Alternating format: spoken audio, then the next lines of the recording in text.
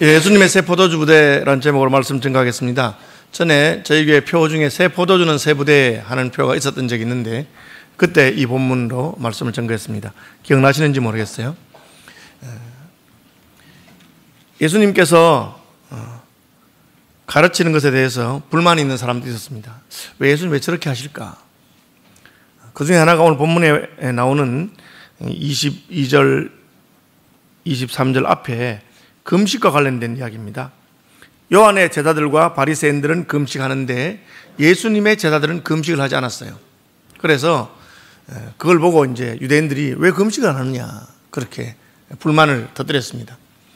유대인들은 경건한 행동, 경건의 본이 되는 세 가지가 있는데 그것이 기도와 금식과 구제입니다. 산상보훈에서 예수님께서 이 기도와 금식과 구제에 대해서 말씀하고 있습니다. 유대인들이 기도하는 사람이 경건한 사람이라고 생각했기 때문에 회당과 길거리 여기에서 손을 높이 들고 오 하나님 이렇게 막 기도합니다. 예수님께서는 기도는 하나님께 하는 건데 왜 그렇게 사람들이 많이 모이는 데서 사람들 보라고 그렇게 기도하느냐? 골방에 들어가서 은밀한 중에 보시는 하나님께 가서 기도해라. 그렇게 기도의 본질이 무엇인가를 보여주었습니다. 왜 기도합니까? 기도하는 사람은 경건한 사람으로 생각되기 때문에 경건하다고 하는 소리를 듣고 싶어서 기도하는 것입니다. 그러나 기도의 원래 목적은 사람에게 경건한 사람, 기도하는 사람 그런 소리를 듣는 것이 아닙니다. 기도의 목적은 하나님과 만나고 하나님 앞에 내 소원을 아뢰고 하나님이 내 소원을 응답해 주는 것, 그것이 기도의 목적입니다. 이를테면 하나님 아버지하고 기도하러 갔는데 하나님이 기도 한마디도 시작하기 전에 너 뭐 말하는 거 알았으니까 그만해, 들어줄게, 그렇게 하면 어떻게 해요? 할 필요가 없는 거죠. 그런데도 계속해서 들어주시든지 말든지 저는 하고 가야 돼요 하고는 막 하나님 줬다는데 계속 또 주세요 그렇게 하면은 그건 그야말로 외식이지 기도가 아닐 수 있거든요. 금식도 마찬가지입니다. 예수님 금식하셨습니다. 40일간 금식하셨고요. 예수님 늘 기도하셨죠. 그런데 금식하는 이유가 뭡니까? 하나님과의 나 사이에 막힌 것을 뚫고 하나님 앞에서 나의 거룩하지 못한 죄악된 것이나 이런 것을 다 정결하게 하고 참 하나님과 더 깊은 교제에 들어가기 위해서 그렇게 금식하는 거죠. 그런데 금식하면서 하나님 생각은 안 나고 밥 생각만 나고 그냥 어릴 때 먹던 보리개떡까지 다 생각나면, 그래서 제가 깨달은 거는 그럴 것 같으면 금식하지 말고 절식을 해라. 음식을 줄이면서 하나님께 더 가까이 나가는 게 중요하지 않느냐. 예수님의 제자들이 왜 금식하지 않습니까? 하나님 여기 와 계시거든요. 하나님의 아들이신 예수님이 지금 자기들 가운데 계신단 말이에요. 금식할 이유가 없죠. 하나님과 지금 교통하고 교제합니다. 그래서 그것을 혼인집 손님들이 잔치하러 가서 금식하는 거 봤느냐? 우리가 금식하는 목적이 무엇입니까? 하나님과 더 깊고 가까운 교통과 교제 속에 들어가기 위해서인데 그 하나님의 아들이 친히 사람이 되셔서 우리 가운데 오시고 물으면 대답해 주고 하는데 지금 금식할 때가 아니다. 신랑을 빼앗기면 그때는 얼마든지 금식할 날이 있을 것이다. 그렇게 말씀하신 것이죠. 구제도 마찬가지 아닙니까? 이게 얼마나 사실인지 모르겠는데 저는 신문에서 봤습니다. 옛날에 강남의 어느 초등학교에서 연말에 불우이웃 돕기 이런 거 하라니까 이제 애들이 돈을 많이 모았어요. 근데 누굴 도와줘야 될지 모르겠는 거야. 자기 반에서 이제 제일 불우이웃이 누군가 서로 막 해보니까 다 멀쩡한데 그 중에 이제 아버지가 아침에 실은 차가 좀 이렇게 안 좋은 국산차를 타고 오는 애가 있었어요. 그래가지고 애들이 걔를 불우이웃이라고 걔한테 도와준다는, 걔 아버지가 치과사 했는데 너무 기분이 나빠서 당장 그냥 외제차로 바꿨다고. 그게 무슨 구제예요? 여러분 천국 가면 구제할 필요 없어요. 왜? 천국에는 부족한 것이 없고 다 하나님 주시기 때문에 필요가 없는 거예요. 진짜 우리가 서로 사랑하는 마음으로 하는 거죠. 구제한다 해도 거지 동량주듯이 탁 이러면 반대 사람 기분이 좋겠어요? 그건 사랑하는 마음의 표현이고 형제의 어려움을 내가 나누는 그런 것이 구제죠. 그래서 예수님은 구제는 오른손이 하는 것을 왼손이 모르게 해라. 기도는 사람 보지 않는 데서 해라. 금식할 때는 머리에 기름도 바르고 표시 안 나게 그렇게 금식해라. 그렇게 말씀하신 것입니다.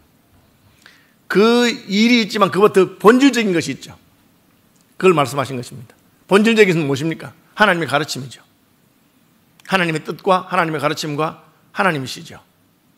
그런데 예수님께서 너희는 옛날에 하나님이 모세 율법을 통해서 보여준 그 옛날 방식으로 하나님 섬기는 데 합당한 그런 틀, 그런 그릇, 그런 가죽 부대를 가지고 있다. 유대인들은 요즘같이 포도주를 무슨 포도주 유리병에 담는 게 아니고 가죽 부대에 담았어요.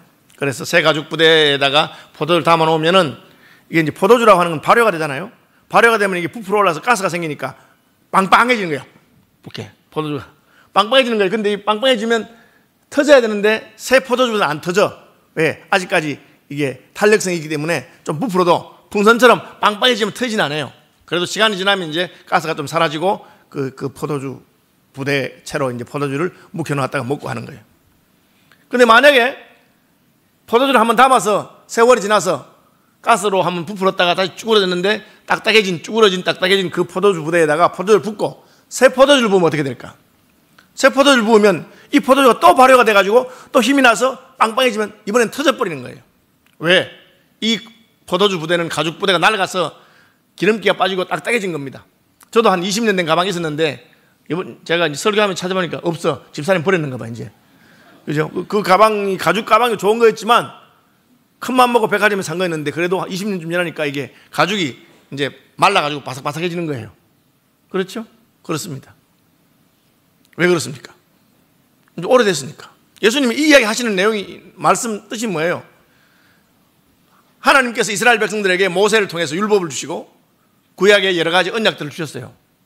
그 언약이 잘못된 건 아니에요. 그 언약도 귀하고 좋은 것인데 문제는 우리가 죄인이다 보니까 그 언약대로 살아도 하나님이 원하는 결과가 안 나오는 거예요. 그래서 하나님께서 선지자를 보내서 내가 새 언약을 주겠다. 모세의 언약은 십계명 돌판에다가 다 적어놓았지만 이제 새 언약은 너희의 마음에다가 내가 새겨주마. 너희 마음의 신비에다가 내가 새겨주겠다. 그리고 내가 너희에게 새로운 영을 주어서 하나님의 영을 주어서 그 하나님 말씀을 잘 지킬 수 있도록 해주겠다. 이게 새 언약이에요. 그러면 옛 언약과 새 언약이 있으면 하나님이 새로운 걸 주었으면 옛 언약은 버리고 새 걸 지키면 됩니다. 옛 언약이 틀렸다는 거 아니에요. 여러분 그 카세트 테이프 레코더 아시죠? 녹음 테이프를 가지고 이렇게 듣는 거. 요즘도 그거 듣는 분이 혹 계시나요? 예, 뭐 혹 계신지 모르겠지만 대단한 분들입니다. 그거 듣는 분들은. 저는 이제 그 옛날에 성경 낭독하는 테이프가 있었어요. 그러면 신약 20몇 개인가 되고 뭐 구약도 수십 개 돼요. 그렇죠? 왜? 테이프 하나에 1시간밖에 못 듣기 때문에 신구약 성경 다 하려면 한 100개쯤 테이프 있어야 돼요.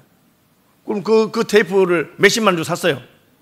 그럼 지금 그거 어디 갔는지 모르겠어. 왜? 요즘 누가 그 카세트 테이프로 성경 듣습니까? 요즘은 MP3 플레이어라든지 혹은 무슨 인터넷으로 들으면 되는데 요만한 USB 하나에 수백 시간이 들어가요. 신구약 성경 다 들어가요. 근데 뭐 그 한 보따리 들고 다니면서 들을 사람이 없단 말이야.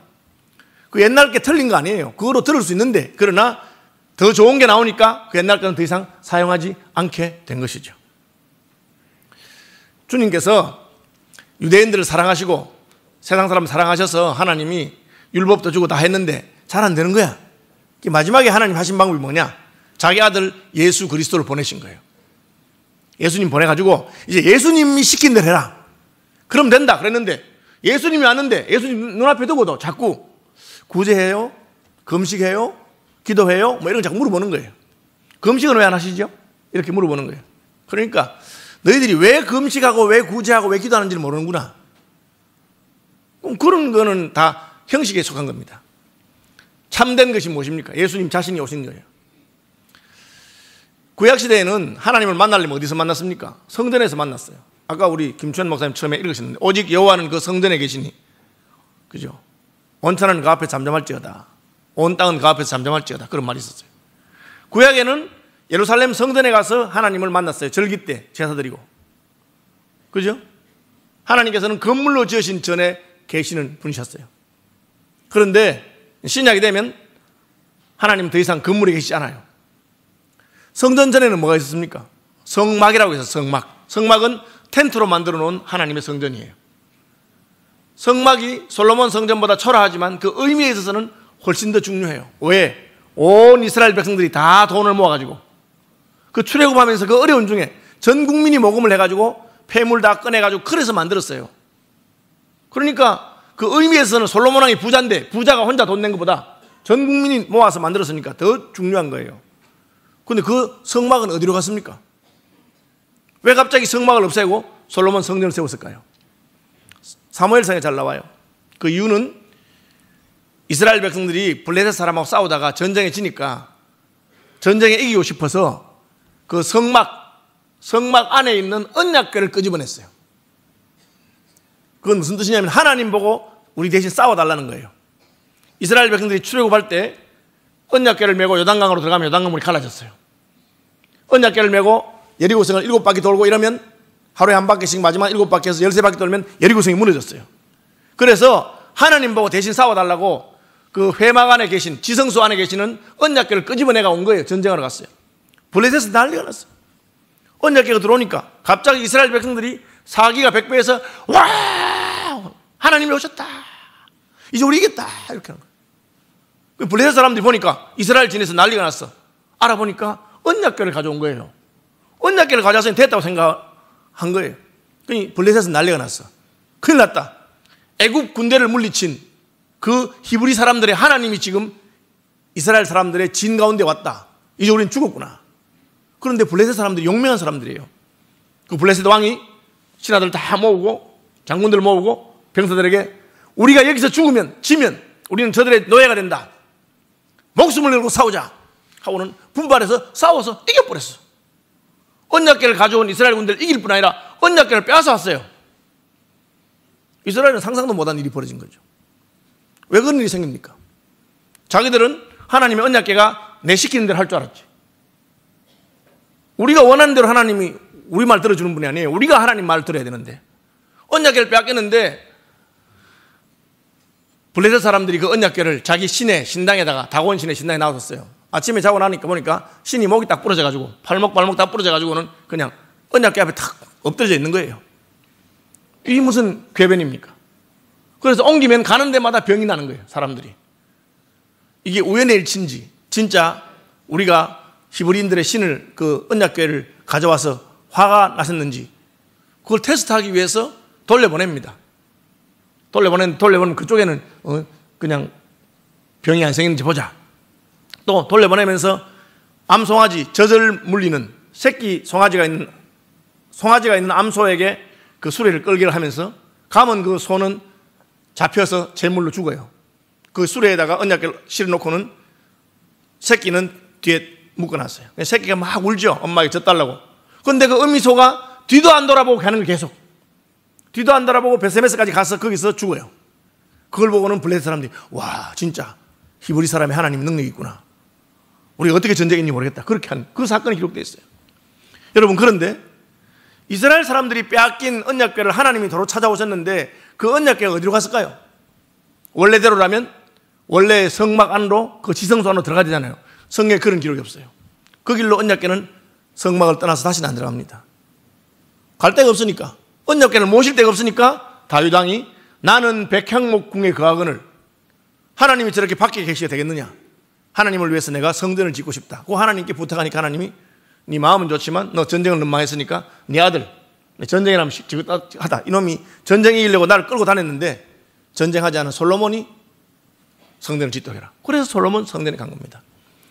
여러분 우리의 정성을 아무리 모은 회막이라고 하더라도 성막이라고 하더라도 하나님의 언약궤가 빠져나오면 그걸로 끝이에요. 하나님의 언약궤를 갖다 끄집어내놓고는 그 회막을 하나님 다시 돌아오기를 기다리는 건 안 됩니다. 그걸로 끝이에요. 여러분. 아주 무서운 교훈이 있는 것입니다. 성전은 왜 무너졌습니까?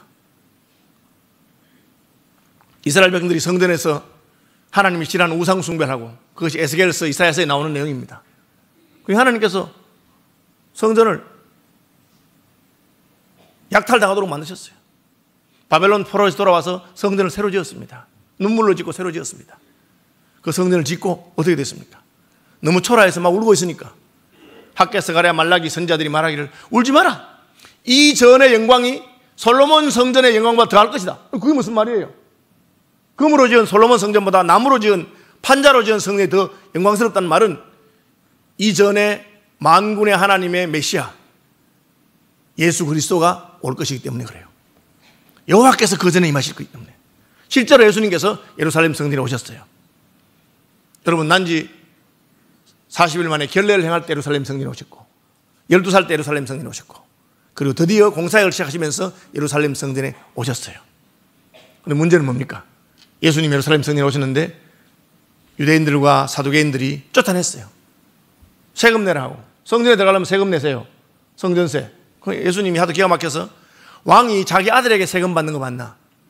다른 사람들이 받는 거 아니냐? 성전의 주인이 우리 아버지인데 내가 왜 성전에 세금을 내야 되냐? 그렇지만 저 사람들이 저렇게 말하니까 오해하지 않도록 내가 뭐 세금을 거부하는 사람은 아니다 하고 물고기 잡아서 한 세겔 나오는 걸로 반 세겔 세금 너끈너끈 해라. 그렇게 베드로에게 말씀하신 거예요.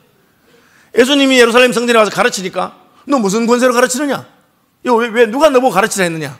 그런 식으로 막 따집니다. 그러니까 예수님이 포도원 비유를 말씀하시면서 포도원은 주인이 따로 있어. 너희 농부야.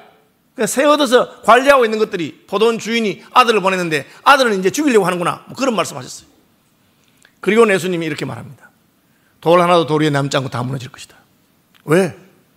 성전이 예수님을 모시지 못하니까 그 성전은 의미가 없는 거예요.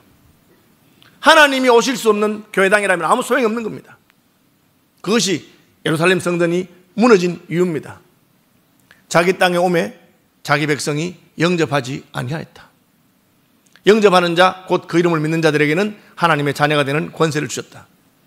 이게 새 포도주 부대를 말씀하신 이유입니다. 여기서 포도주라고 하는 것은 하나님의 가르침, 하나님 보내신 예수님, 하나님의 성령, 그런 것을 상징적으로 보이는 것입니다. 그런데 우리가 하나님의 가르침을 거부하고 예수님을 거부하고 성령을 거부하면 하나님도 우리를 버리십니다. 그래, 너희가 나를 거부하니까 나도 너희를 떠나겠다. 언약교회가 회막을 떠나니까 그 회막은 더 이상 회막이 아니고요. 그렇죠? 하나님의 아들이 예루살렘 성전에서 배척을 당하니까 그 성전은 더 이상 성전일 수가 없습니다. 그리고 무너지게 되는 것입니다. 금식이든지 구제든지 기도든지 중요한 것은 무엇입니까? 하나님입니다. 우리가 하나님을 생각하고 구제하고 하나님을 생각하고 기도하고 하나님을 생각하고 금식하는 것입니다. 나는 이렇게 많은 하나님의 사랑을 받았는데 주변에 저렇게 어렵고 힘든 사람이 있는데 내가 사랑을 베풀어야 되겠다. 그래서 율법과 선지자의 강령이 마음과 뜻과 목숨을 다하여 주 너의 하나님을 사랑하라. 둘째는 그와 같으니 이웃 사랑하기를 내 몸과 같이 하라 하는 것입니다. 하나님을 사랑하게 되니까 기도도 하게 되고 금식도 하게 되고 구제도 하게 되는 것입니다. 그런데 하나님은 내 마음에 없으면서 윤리적으로 도덕적으로 휴머니스트로서 하는 것은 하나님 앞에서는 아무 의미가 없는 거예요. 그걸 가지고 왜 금식하지 않느냐? 만약 그렇게 하는 것이죠. 여러분, 한때 기독교는 전 유럽의 국교였습니다. 그렇죠?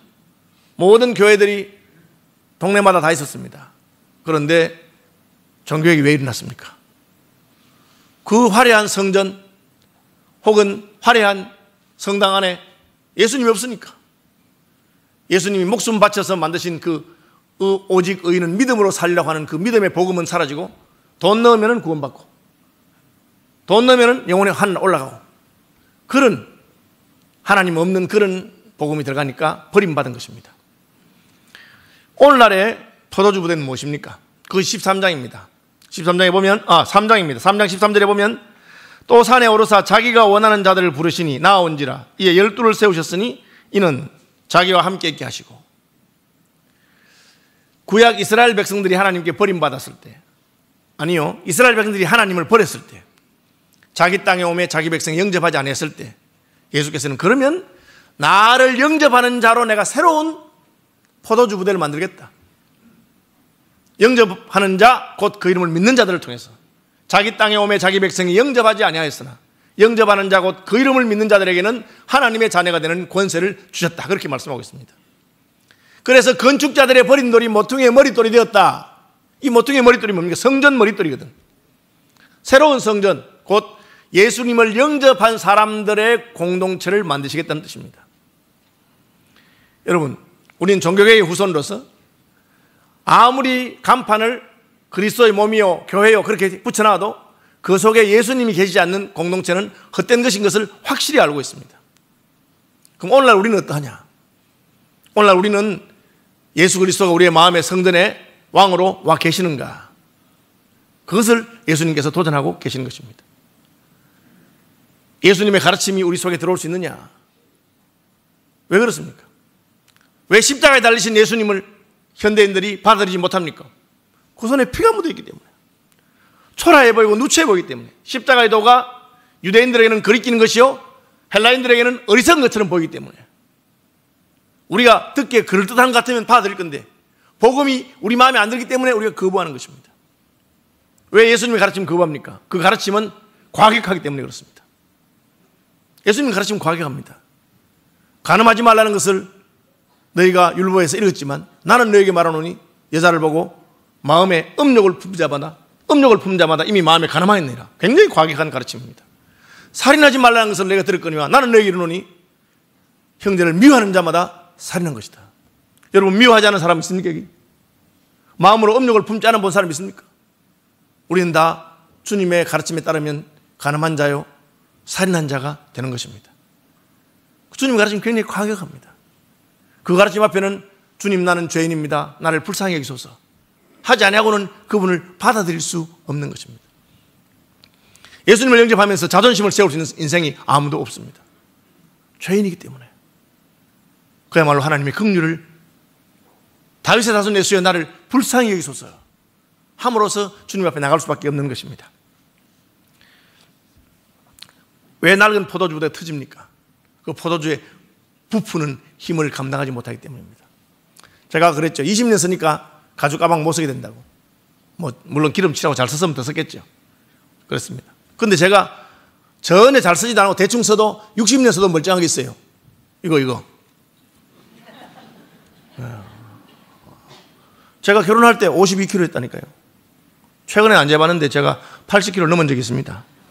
30kg 늘어나도 이게 왜 안 터져? 생고무거든. 안 터집니다. 살아있으면 안 터지죠. 여러분, 우리가 굳어있고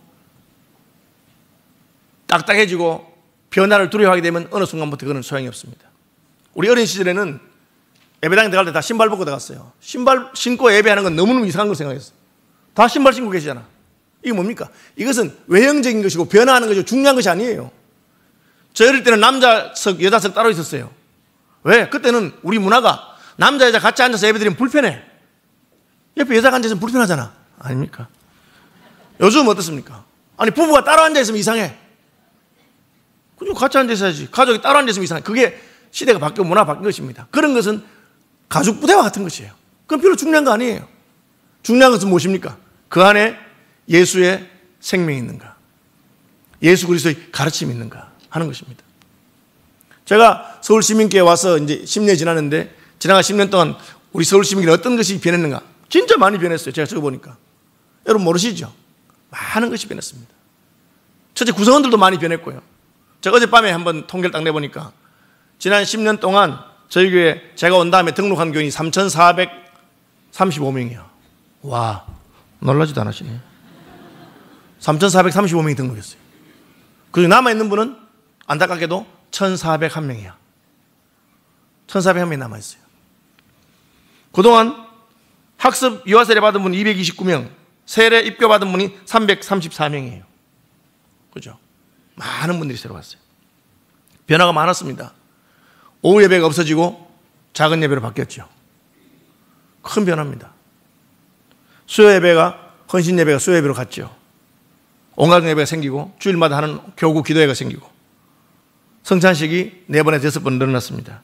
헌금 주머니 돌리던 것이 이제는 연복교로 하고 주보에 헌금한 사람 명단이 나오던 게 사라졌습니다. 왜? 그런 거 별로 중요한 거 아니에요.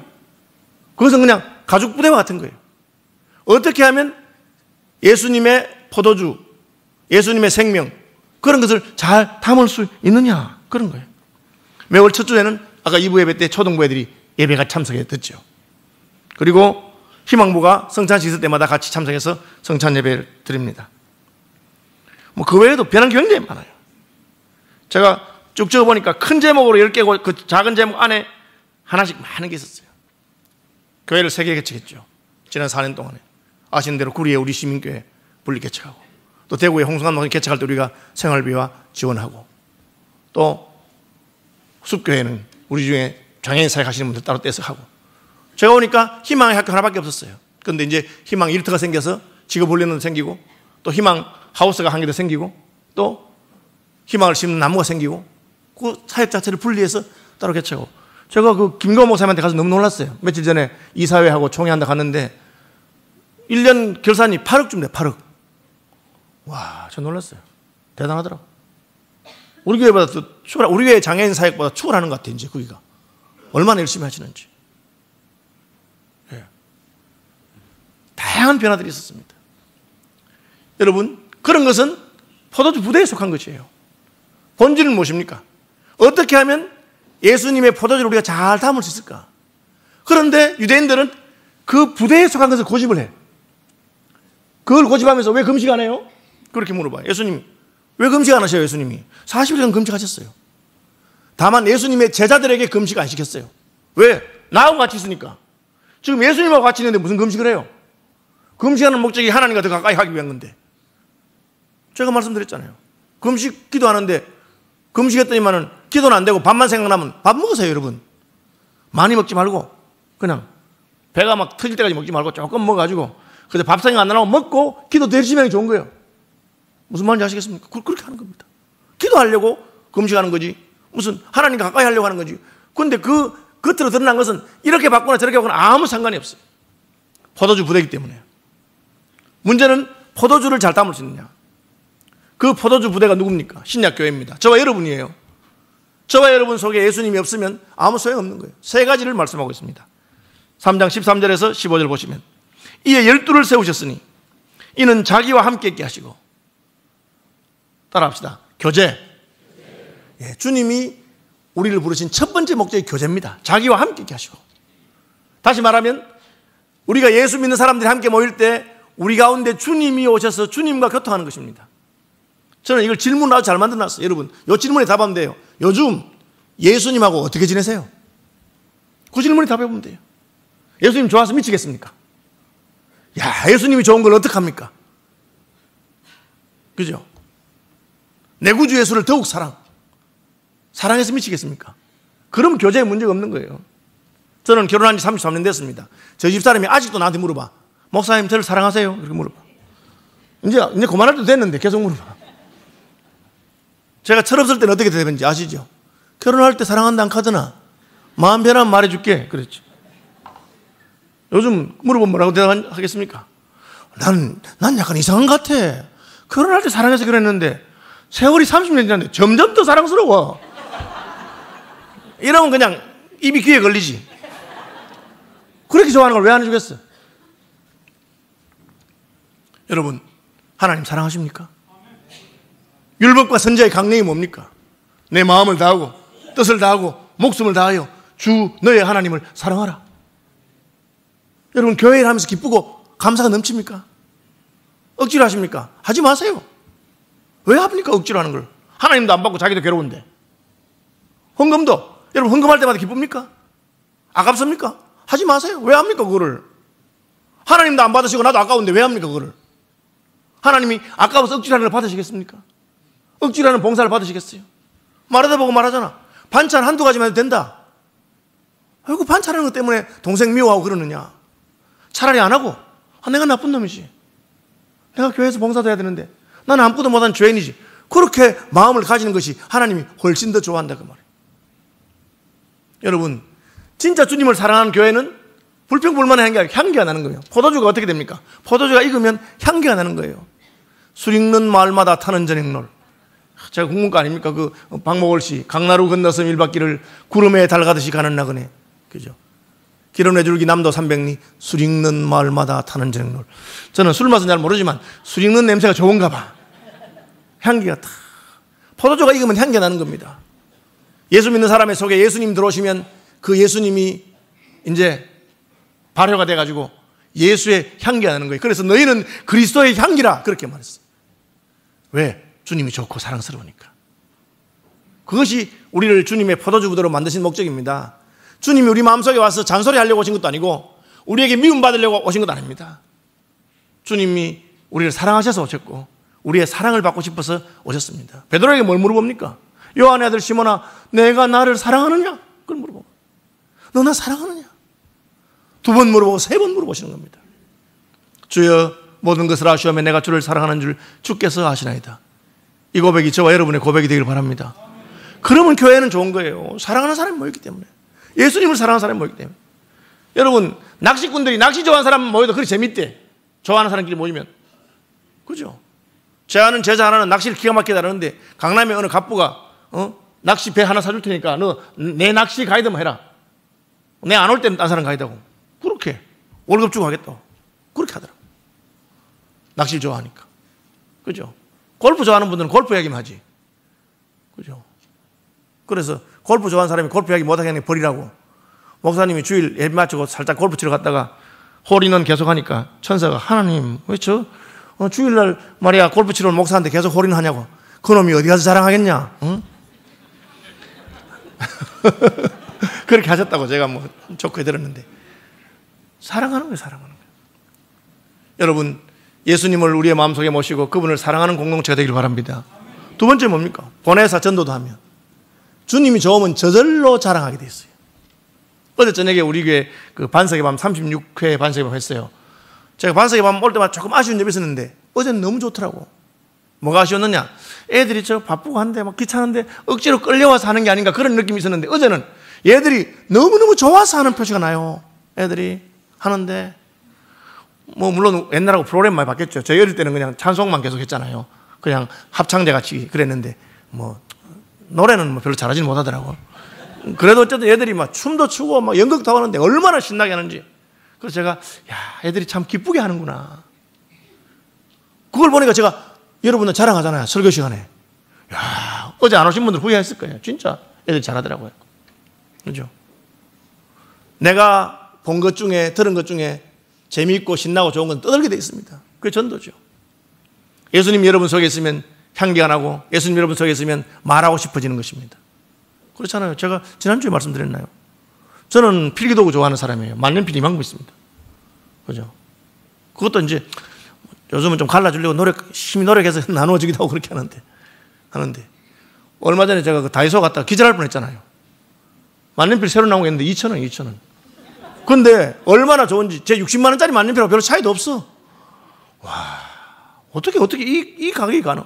이게 전도 아닙니까? 만년필 전도 제가. 뭐 자랑하는 거예요. 가는 데마다. 이만큼 사가지고 또 갈라주고 그렇게.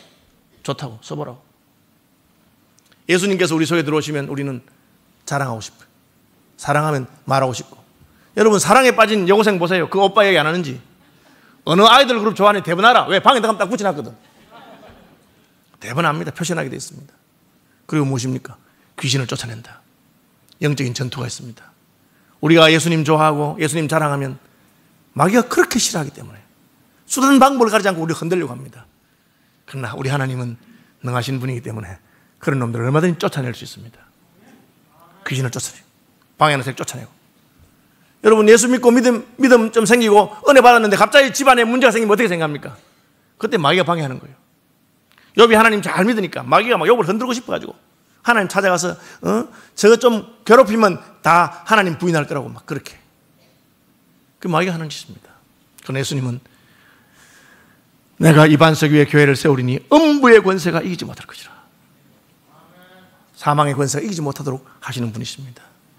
여러분 저와 여러분을 이 예수님의 생명과 능력과 향기와 그 포도주를 담는 포도주 부대로 만드신 것을 감사하시길 바랍니다. 주님께서 저와 여러분 담으시는 우리를 새 포도주 부대로 사용하시기를 축복합니다. 찬송하겠습니다.